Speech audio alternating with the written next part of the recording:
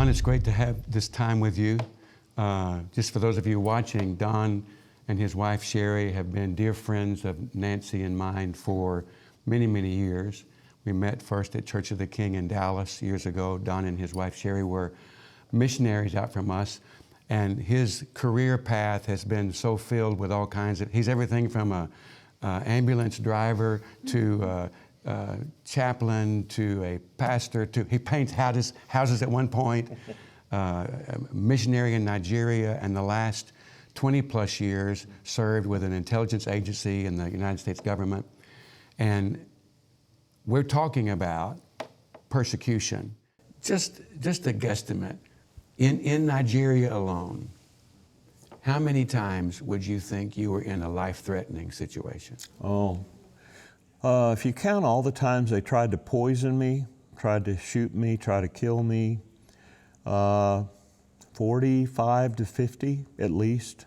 Because again, every time I would go to a new place, that's when they would try to attack and try to kill me.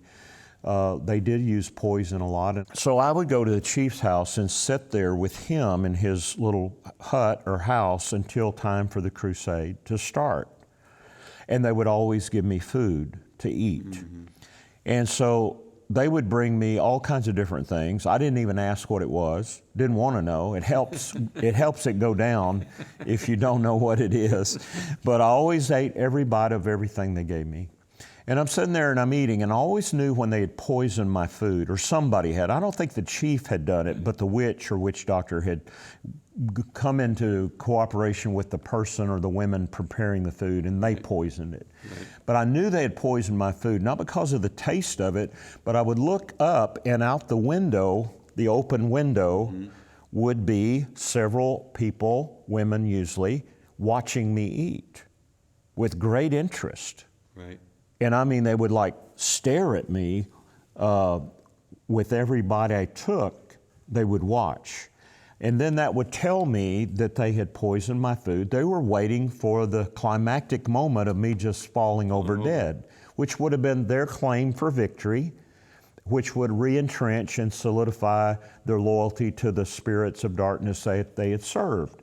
So again, it was a showdown to see whose God is greater. And I knew they had poisoned it, and then I ate every bit. And I did like Andy used to do on Mayberry when Aunt Bee would make up a good Sunday lunch, and Andy would be at the table and he'd go, and he'd want a second portion. And I would tell him, I'd say, Chief, do you mind if I have another bowl of this stew? This is delicious. And he'd order the women to bring the pot of stew, and I'd eat another bowl of it and feel just as healthy and good. And they were so ashamed, you could tell also their reaction to watching the poison not work. They were broken. They were humiliated because of failure. We're talking about persecution. If persecution comes to America, and that involves things like poisons or anything, chemical, biological weapons, right. Anything like that, we can claim that promise of Mark 16, yes. that we would be able to drink anything poisonous and it wouldn't hurt us.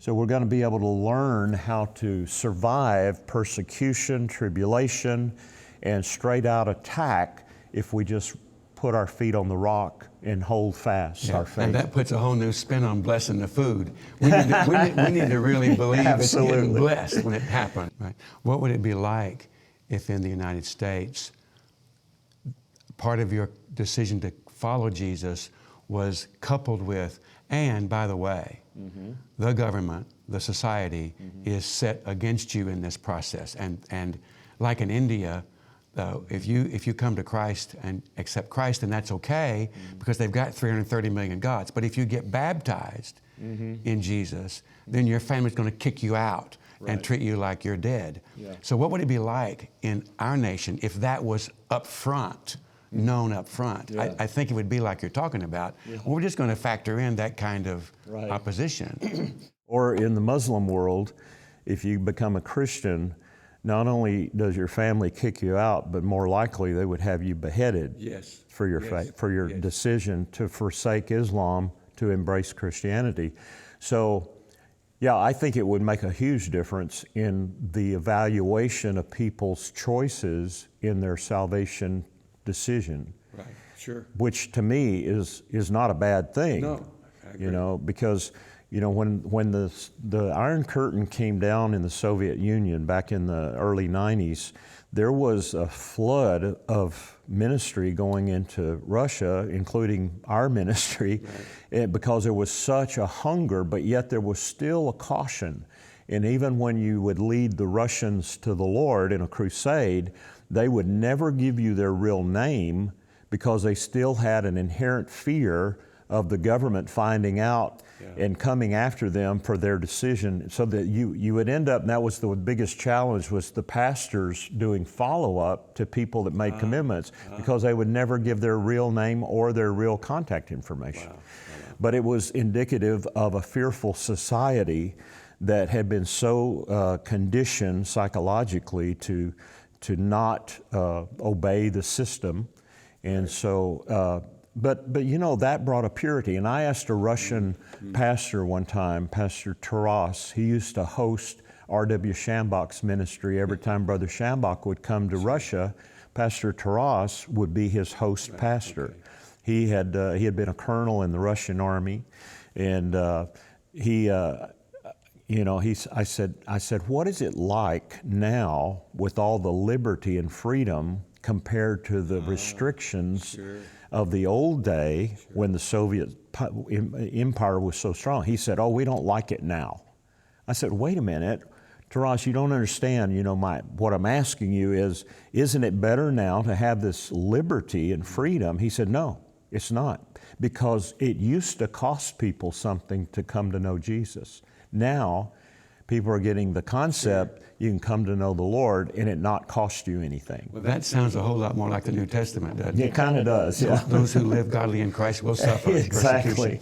But you've been to China, other places where there was a governmental resistance to the gospel. Give us a couple of examples of the kinds of things that you faced, just to let people know that you've been what we're talking about. Yeah.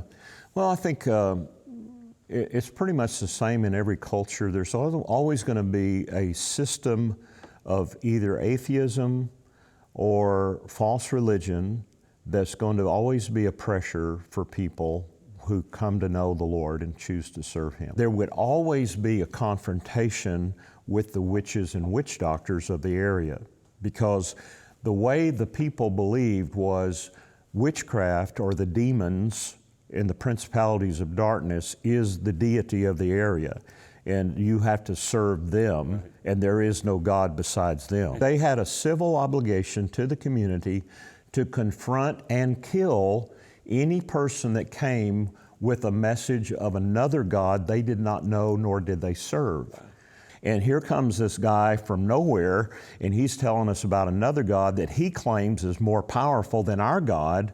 Now we have to prove which God is greater.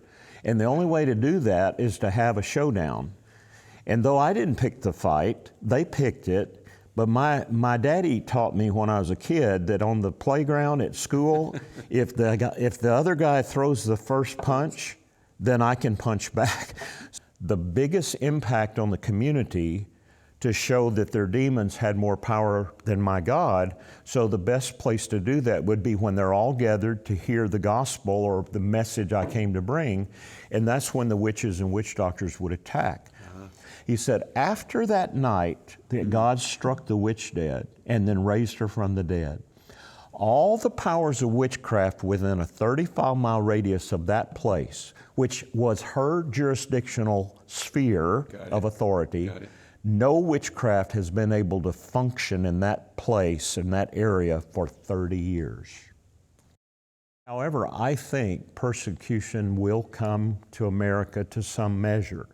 The reason I think that is because in Ephesians it says Jesus is coming back for a bride that has made herself ready, and that the bride will be without spot, wrinkle, or blemish. Now, I think persecution and tribulation are often the purifiers that bring that level of purity to the church. Because if you look at representation globally of the church, probably the purest representation are believers in Iran, Yes. or in China, or North Korea. So you understand that God may not author persecution, but He often allows it. And one of the good benefits of it is it brings people to a place of dependency upon the Lord and brings a purity. Right. You know, because if you know that your walk with God is going to cost you something, potentially, you're going to be a whole lot more careful how you cultivate that walk with the Lord. So we've had it easy up till now in America. But I think a day is coming when there will be an allowed period of persecution and tribulation. So that's the most important thing, is to develop and cultivate a love for Him. That's your best guarantee of grace from Him to endure anything He allows to come your way, all the way up to death. Sure. I mean, I don't know how you look at it, but probably like I do, to me, death is a promotion. I'm looking forward to it. Sure. To die is to be with Christ. It's to be with Him. And so if you face your biggest fear and deal with that, everything else is easy after that. And the brother looked at me and he just said, "Oh, Pastor Don, it's easy." He said, "When we get saved and when we surrender to the ministry, we simply plan prison into our future." Well, Don, thank you so much. You're welcome. I really appreciate it.